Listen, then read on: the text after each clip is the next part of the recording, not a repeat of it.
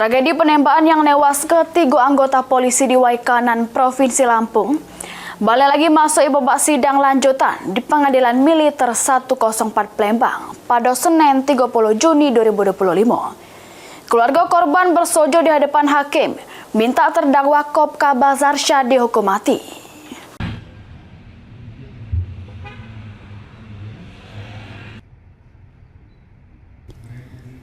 Sidang kasus terdakwa Kopral Kepala Bazarsha, anggota TNI aktif yang melakukan pembunuhan berencana terhadap AKP Anumerta Lusianto, Bribka Petrus Aprianto, sama Bribda Kholib Suryaganta, balik lagi digelar di Pengadilan Militer 104 Palembang pada Senin 30 Juni 2025.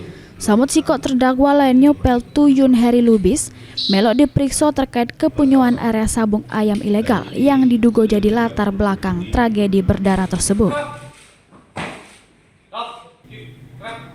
Juru sidang yang dipimpin langsung Majelis Hakim Pengadilan Militer 104 Palembang yang diketuai Kolonel CHK Freddy Ferdian Isnartanto. Dibantu dua hakim anggota, Mayor CHK Endah Wulandari sama Mayor CHK Arif Dwi Prasetyo.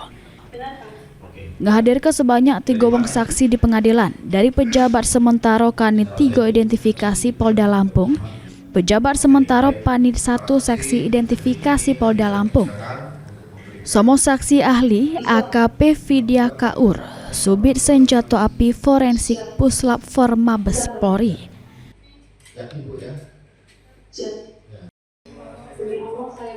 Sedangkan 2 saksi lagi dihadirkan lewat Zoom, ialah Dwi Ana ahli DNA Puslap For Mabes Polri, sama dokter forensik Polda Lampung, Dr. Katrina Andriani.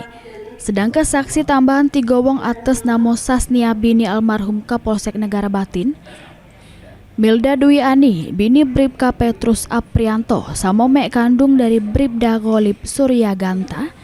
Juru persidangan tersebut, ketiga keluarga korban tiba-tiba sojo di hadapan majelis hakim minta supaya Kopka Bazarsha diinjuk hukuman mati. Dari keterangan kuasa hukum korban, ngatoke juru sidang yang dilakukan oleh keluarga korban pada saat sojo di hadapan hakim karena spontan. Terus momen yang paling pas karena dirinya tidak bisa dampingi sama tidak bisa nyampe ke keluh kesah secara langsung kepada majelis hakim.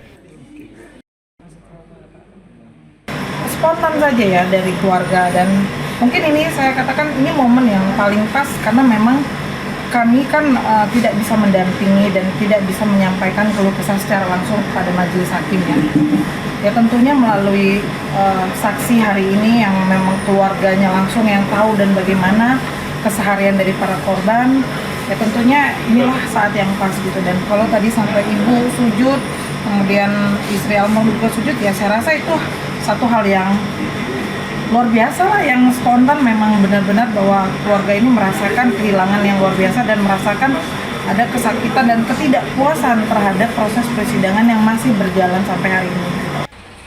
Sidang bakal lebaran lagi digelar jero waktu dekat dengan agenda dengar keterangan tambahan sama pembacaan tuntutan.